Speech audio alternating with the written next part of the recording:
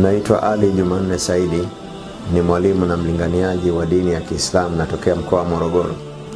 Nachukua fursa hii kukaribisha katika mashindano makubwa kabisa ya Qur'ani tukufu ya kimataifa ambayo yanaandaliwa na Al-Hikma Foundation chini ya usimamizi wa Sheikh Nuruddin Kishki. Mwenyezi Mungu Subhanahu wa Ta'ala awahifadhi.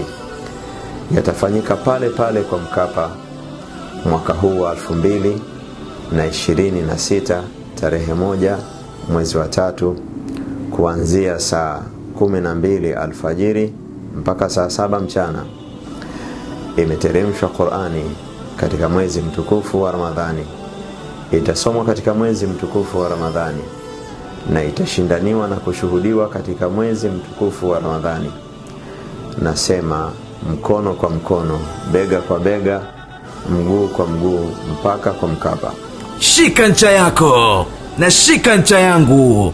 Qur'an ni ncha kwa ncha, bega kwa bega, mkono kwa mkono, mguu kwa mguu, hadi kwa Mkapa. Mashindano haya yapo chini ya udhamini mkuu wa benki ya PBZ Ikhlas.